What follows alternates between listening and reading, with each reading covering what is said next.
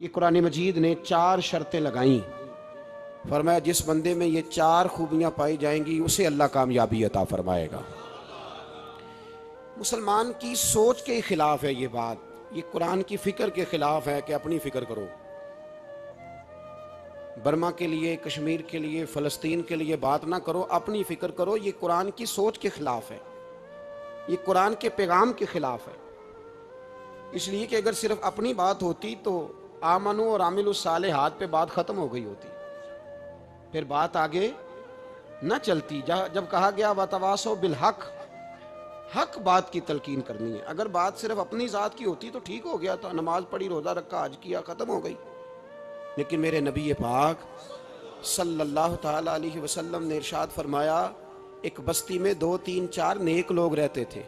میرے پیارے کریم رسول فرماتے ہیں 3 4 بڑے پرہیزگار، متقی، صاف ستھرے صوفی صاحب، درویش صاحب، علامہ صاحب، بڑے جو کہتے تھے بالکل جی میں کوئی بات نہیں کرتا، کسی بادشاہ کو نہیں چھیڑتا، میں تو بس لوگوں کو اللہ اللہ بتاتا ہوں، میرا کوئی تعلق نہیں، کوئی مرے کوئی جیے، بڑے نیک صاف ستھرے پرہیزگار۔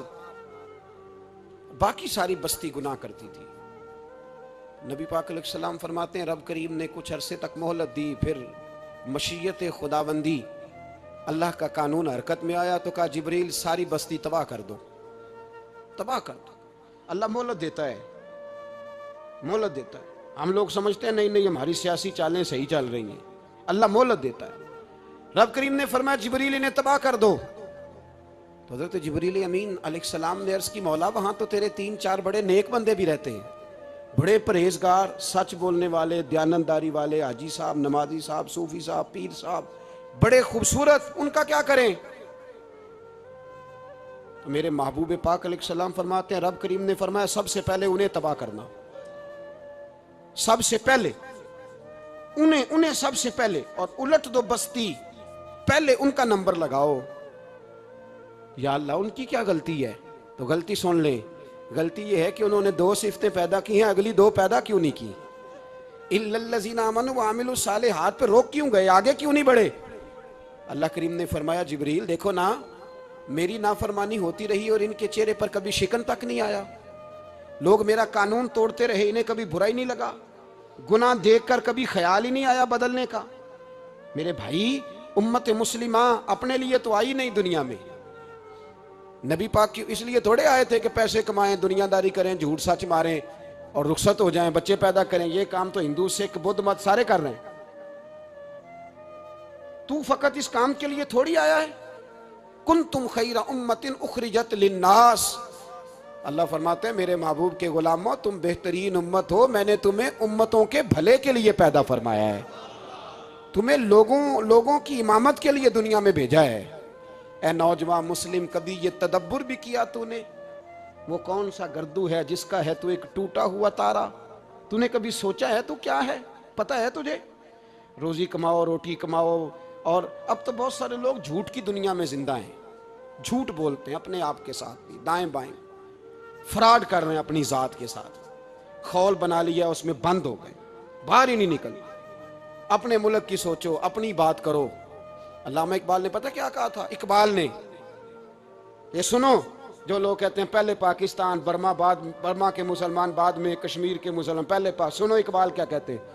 اقبال کہنے لگے ان تازہ خداؤں میں بڑا سب سے وطن ہے، ان تازہ خداؤں میں بڑا کون ہے؟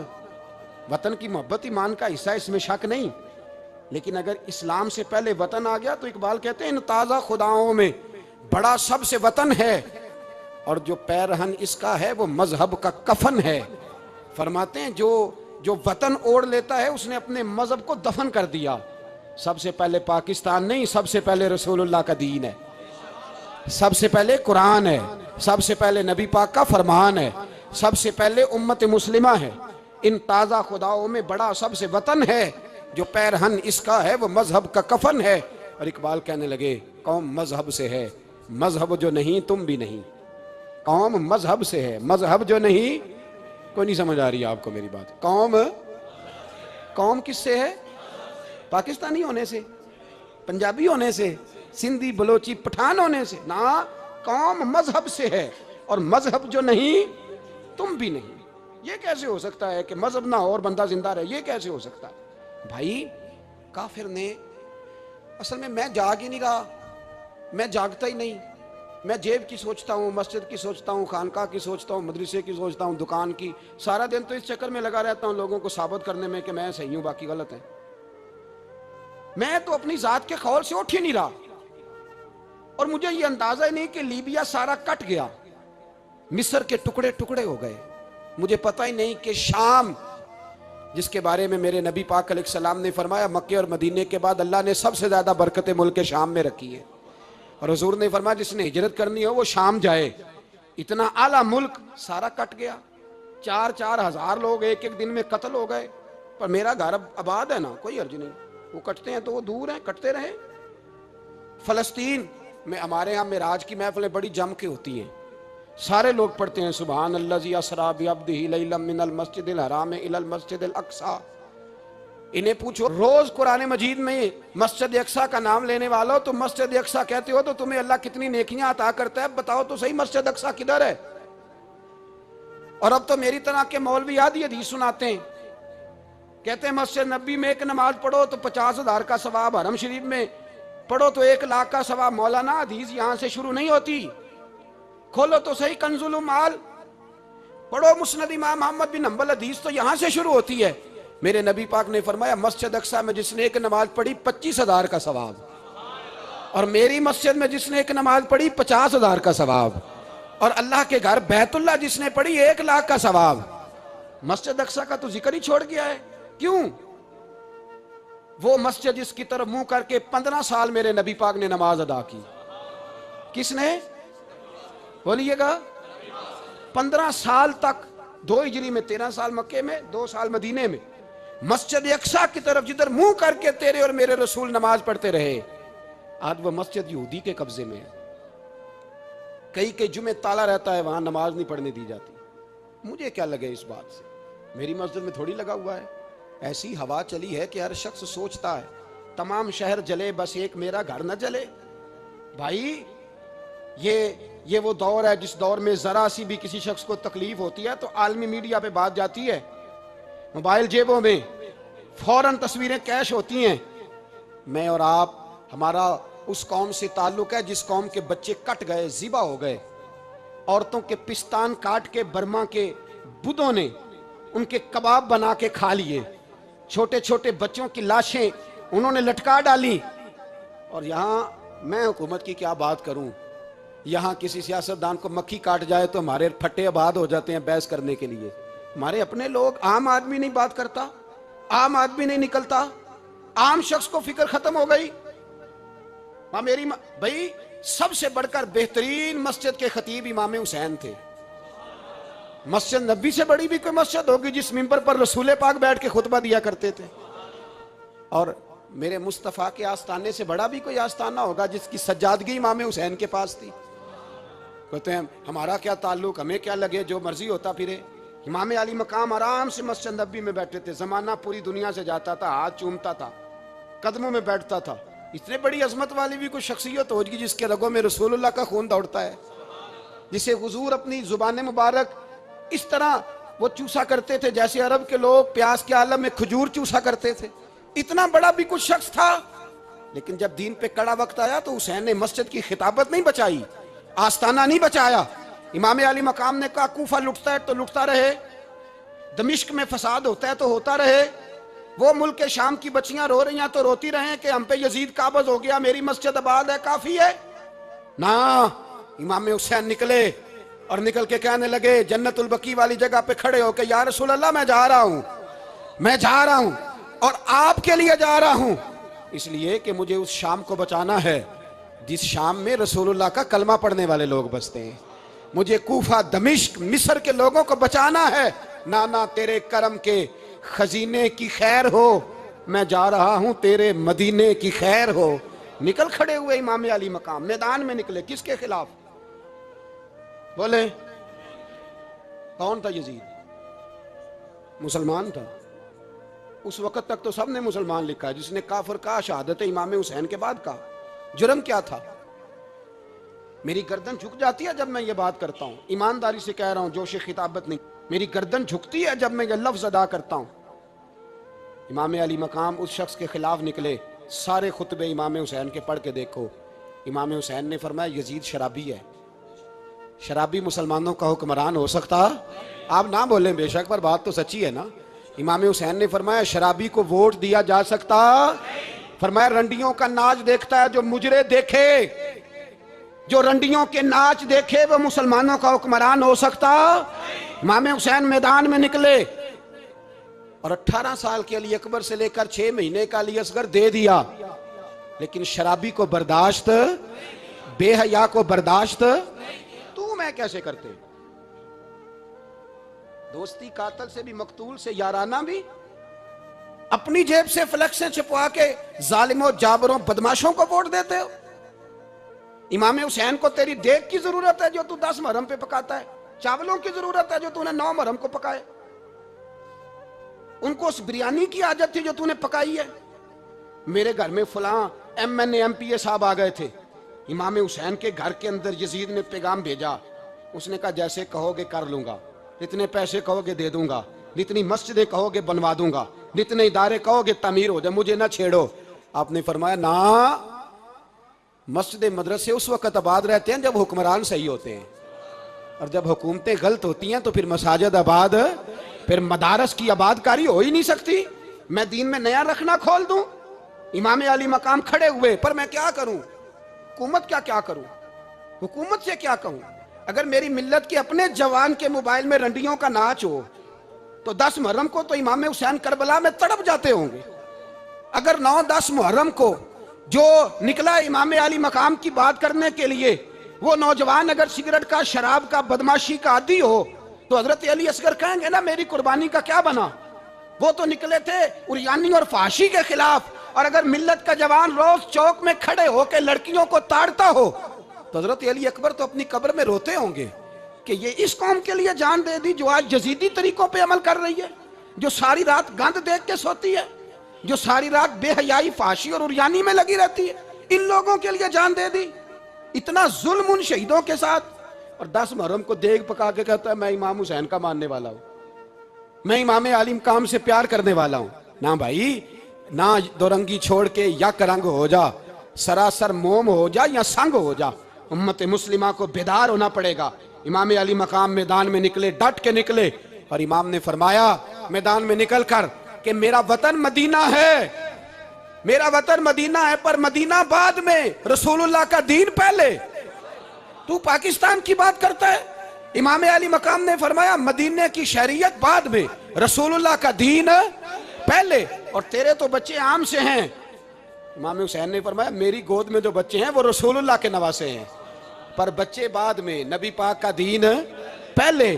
آپ نے فرمایا تیری بیٹی بڑی باوقار ہوگی، اس کی بڑی عزت ہے، تو کہتا ہے بیٹی کی وجہ سے بلیک میل ہو گیا، لیکن جو شان خدا نے حسین کی بیٹی کو عطا فرمائی، جن بچیوں کا سر کا بال ننگا ہو جائے، سر کا بال ننگا ہو جائے، تو امام شورانی فرمایا کرتے تھے اگر مدینے میں کسی سید زادی کے سر کا بال ننگا ہوتا تھا تو سورج اپنا منہ چھپا لیا کرتا تھا، سورج چھپ جاتا تھا بادلوں کی اوٹ میں، اور مدینے والے سمجھ لیتے تھے کہ گھر میں کام کرتے کرتے کسی سید زادی کے سر کا کوئی بال ننگا ہو گیا۔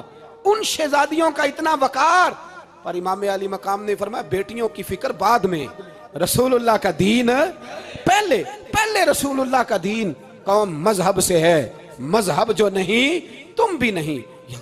یاد رکھ میرے بھائی، امام علی مقام رضی اللہ تعالیٰ عنہ نے میدان میں نکل کر پہلے مذہب کی بات کی، اور آج دین نبی دا وانگ یتیمہ رووے تے کرلاوے تے آکھے میں کتھوں لبا عمر بہادر، میں کتھوں لبا عمر بہادر جیڑا مینوں سینے لاوے، معصوم بچے، معصوم۔ آج تک کدھر ہے تمہارا اقوام متحدہ؟ بلاؤ نہ اسے، بھیک مانگتے پھرتے ہو کافروں سے، بھیک مانگتے ہو۔ بچہ شام کو گھر نہ آئے تو ماں دروازے پہ نظر لگا کہتی بیٹے ٹائم پہ آ جایا کر، مجھے نیند نہیں آتی، وقت پہ۔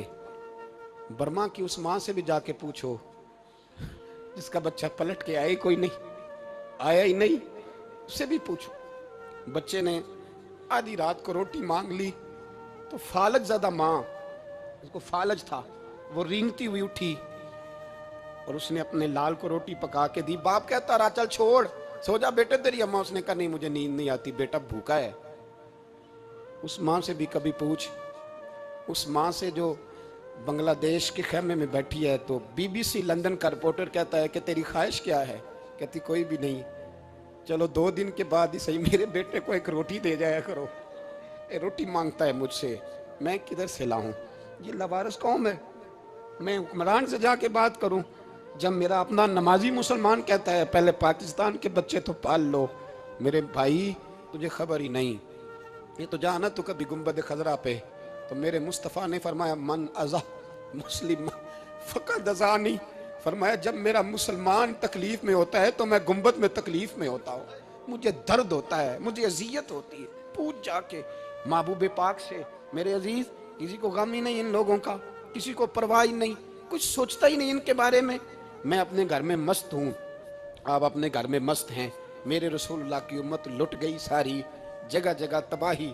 1 انچ دھرتی پر زمین ایسی نہیں جو کافر کی ہو اور خون بہتا ہو. ایک ریمنڈ ڈیوس امریکی کتا یہاں بند تھا مسلمانوں کے قتل میں. انہیں اپنی قوم کی اتنی فکر تھی وہ راتوں رات چھڑا کے لے گئے. لیکن میری اور تیری بہن عافیہ صدیقیہ سالوں سے بند ہے. تڑپ کے پوچھا ہے مسلمانوں نے کہ اس کی غلطی تو بتاؤ, اس کا قصور نہیں پر وہ بند ہے. کوئی نہیں بات کرنے والا, کوئی نہیں. مسجد جانے جمعہ تو پڑھانا ہے, اس میں غرض نہیں درد ہے کہ نہیں کہ اس میں تو اتنا پتہ ہے کہ گھنٹے تقریر ہے کرنی ہے. پیر صاحب صبح سے شام تک تعویذ لکھتے, سیاستدان صبح سے شام تک جنازہ بھی تب پڑتا ہے کہ مجھے ووٹ ملیں گے. تاجر کہتا ہے بس دکان چلنی چاہیے, مر جائے میری طرف سے ساری دنیا. بس کرو, اس خول سے باہر نکلو. اے نوجوان مسلم, کبھی یہ تدبر بھی کیا تو نے وہ کون سا گردوں ہے جس کا ہے تو ایک ٹوٹا ہوا تارا؟ تو نے سوچا ہی نہیں کبھی, تجھے کبھی خبر ہی نہیں ہوئی کہ یہ کس قدر بڑا کام تھا؟ میرے رسول پاک صلی اللہ علیہ وسلم کے غلاموں جاگو. میں دعائی دیتا پھرتا ہوں, میں کہتا ہوں جٹ بن کے بڑا جی لیا, بٹ رائیں انصاری بن کے بڑا جیا. بس کر دو, بس کر دو. اب مسلمان بن کے جینا سیکھو. اب اپنی پہچان رسول اللہ کی غلامی بناؤ. اب کہو پہلے دین باقی ہر چیز بعد میں. بس کرو, بہت ہو چکا ہمارے ساتھ, اب تھوڑا جاگو. میں بہت ساری باتیں دل میں لے کے آیا تھا جو آپ سے کرنی تھی, پر یہ لفظ ہیں کہ ٹوٹتے ہی جا رہے ہیں. بات ہے کہ سمت کا تعین ہی نہیں ہو پا رہا. میرے بھائی میں تو کبھی کبھی سوچتا ہوں لگتا ہے رب بھی ناراض ہو گیا ہے اور ہمیں منانے کا طریقہ بھی بھول گیا ہے. نہ ہماری مسجدوں میں تہجد پڑھی جاتی ہے, نہ کسی کو نماز توبہ یاد رہی, نہ کوئی استسقاء والا ہے, کوئی نہیں. جو پیر صاحب کے پاس جا کے بیٹھتا ہے تھپکی دیتے ہیں, کہتے ہیں جا تیرا کام ہو جائے گا موج کر. کبھی نہیں کو کہتا توبہ بھی کر, استغفار بھی پڑھ, یہ داڑھی پوری کر, دین رسول اللہ کا اس کی طرف تو توجہ کر. کوئی تبلیغ ہی نہیں کرتا, سارے پھوکا پھاکی پہ لگ گئے ہیں. کوئی خیال ہی نہیں آ رہا کسی شخص کو کہ ہماری تباہیوں کا سبب کیا ہے. علاقہ تک قبرص فتح ہوا, تمام لوگ نعرے لگا رہے ہیں. حضرت ابو ذر غفاری کونے میں بیٹھ کے رونے لگ گئے. مسلمانوں کو فتح ملی, سب لوگ نعرے لگا رہے ہیں, خوشی ہو رہی ہے کہ علاقہ فتح ہو گیا. حضرت ابو ذر غفاری رونے لگے اور تڑپ کے روئے. لوگوں نے کہا ابو ذر کیوں روتے ہو؟ آپ فرمانے لگے یہ لوگ برسوں سے قابض تھے اس شہر پر, یہ جن لوگوں سے آج ہم نے لیا ہے یہ برسوں سے, دل کے کانوں سے کھل سننے والی بات ہے. فرمانے لگے یہ برسوں سے قابض تھے, انہوں نے اللہ کی نافرمانی کی ہے تو آج علاقہ ان کے ہاتھوں سے نکل گیا ہے. میں رو اس لیے رہا ہوں کہ خدایا کہیں ہم سے بھی نافرمانی نہ ہو اور یہ ہمارے ہاتھوں سے بھی نہ نکل جائے. شام نکل نہیں گیا ہمارے ہاتھوں سے, لیبیا نکل گیا, مصر نکل گیا, عراق نکل گیا, افغانستان نکل گیا, اور اگر دیکھو تو بالواسطہ بلا واسطہ ہر جگہ کافر کا ڈیرا. وہ رو رہے ہیں, کہتے ہیں جب قوم اللہ کی نافرمانی کرتی ہے تو علاقے نکل جاتے, تڑپ رہے ہیں. مجھے کوئی فکر نہیں, کوئی نہیں رویا مصر کے جانے پر, کوئی نہیں رویا لیبیا کی تباہی پر, شام کے بچوں پہ کوئی نہیں رویا. ہم لوگ یہاں عید مناتے رہے, عید پر لوگ نئے کپڑے لیتے رہے اور برما کے مسلمانوں کو کفن تک نصیب نہ ہوا. کوئی نہیں تڑپا ان لوگوں پر, کسی کو خیال نہیں آیا. صاحب امام علی مقام کی فکر کو سمجھو, اس پر غور کرو, بس کر دو. نیند بڑی لمبی ہو گئی, اب اٹھو اس بیداری سے, اٹھو. جب قومیں نافرمانی کرتی ہیں تو ملک چھن جاتے ہیں, اور کافر باری باری کر کے باریاں لگا رہا ہے, باری باری. تمہیں کئی دفعہ دھمکیاں دے چکا ہے، وہ تمہارا نمبر کئی دفعہ لگا چکا ہے، اب خواب غفلت سے اٹھ جاؤ، آگ پیروں تک آ گئی ہے، ایسا نہ ہو جلا ڈالے سارا کچھ۔ حضرت سیدنا ابو ذر غفاری رو کے فرمایا کرتے تھے جب تم نافرمانیاں کرو گے تو علاقے تمہارے ہاتھوں سے نکل جائیں گے۔ سو نکل گئے۔ غوث اعظم کے بغداد پہ کئی دفعہ بم گرے، مولا علی شیر خدا کا شہر نجف کئی دفعہ بم کی نظر ہوا، امام علی مقام کے کربلا میں اب تک کئی دفعہ جنگیں ہو چکی، اس لیے کہ ہم نافرمانی کرتے ہیں، علاقے چھن جاتے ہیں۔ دوسری بات یہ کہ پھر ہمیں وہ طریقہ بھی نہیں آتا جس سے رب کو منایا جاتا ہے۔ آپ یقین کریں مسلمان پہ ایک 5 وقت کی نماز ہے، وہ بھی بوجھ ہے، 2.5 گھنٹے کی تقریر اور 5 منٹ کی جماعت میں لوگ بھاگتے پھرتے ہیں، بڑا مشکل ہے۔ آج تک مسلمان ایک 5 وقتہ نماز پڑھنے کے لیے بہانے ڈھونڈ رہا ہے ابھی تک، تو وہ مسلمان کہاں سے آئیں گے جو رات کو رویا کرتے تھے، راتوں کو اٹھ کے روتے تھے تو سویرے اللہ کافر کے مقابلے میں اتنی مدد کرتا تھا کہ 10 مسلمان لاکھوں کو بھگا دیا کرتے تھے، اس لیے کہ مدد کس کی شامل ہوتی تھی؟ بول کے بتائیے کون مدد کرتا تھا؟ کیونکہ دیکھیں نا، یہ ہمیں طریقہ بتایا نبی پاک نے۔ اللہ حضور سے راضی تھا کہ نہیں؟ یار اس پہ جلدی جلدی بولو، اللہ راضی تھا نا؟ تو بدر کی رات حضور کیا کرتے رہے ساری رات؟ ساتھ نہیں تھا اللہ؟ وہ تو وہاں سے فرما رہا ہے غار ثور سے، ان اللہ معنا، محبوب کہہ دے کہ اللہ تیرے ساتھ ہے۔ وہاں تھے محبوب کہہ رہے ہیں اللہ ہمارے ساتھ ہے، وہاں سے اللہ ساتھ تھا، پر ساری رات بدر کی ساری رات۔ اور دعا کا رنگ کیا تھا؟ حضرت ابو بکر صدیق فرماتے ہیں حضور نے ہاتھ اٹھائے، اللہ یہ میرے 313 ہے، میں کل کمائی لے کے آ گیا، اے اللہ میری کل کمائی ہے، اگر یہ ہلاک ہو گئے تو قیامت تک کون تیری عبادت کرے گا، اے اللہ مدد فرما۔ اور حضور مناتے ہیں رب کو، کہتے ہیں یا اللہ تو نے وعدہ نہیں کیا تھا تو مدد کرے گا، یا اللہ تیرا وعدہ نہیں تھا تو کامیابی دے گا، یا اللہ تو نے ساری رات مناتے گزر گئی، ساری رات۔ صبح کا اجالا چمکا تو حضرت ابو بکر فرماتے اتنا لمبا سجدہ کیا، حضور سجدے میں تھے، میں دیکھتے دیکھتے تھک گیا، میں سجدے کی حالت میں ہی حضور پر لیٹ گیا، لپٹ گیا، میں نے کہا محبوبہ سر اٹھائیں، وہ دیکھیں اللہ نے مدد نازل فرما بھی دی ہے۔ اٹھائیے سر، حضور نے اللہ کو منایا، نبی پاک منایا کرتے تھے، ہم اب سجدوں میں بھی نہیں جاتے، اتنی سو گئی امت، سجدوں تقریروں سے انقلاب لانا چاہتے ہیں، ہم خالی نعروں سے انقلاب برپا کرنا چاہتے ہیں۔ لوگ جب روتے تھے بوڑھے لوگ سجدوں میں، اور عالم فاضل صوفی کی تو کیا بات ہے نا، وہ تو اللہ کے نمائندے ہیں، کہ جس کے صرف سفید بال ہو جائیں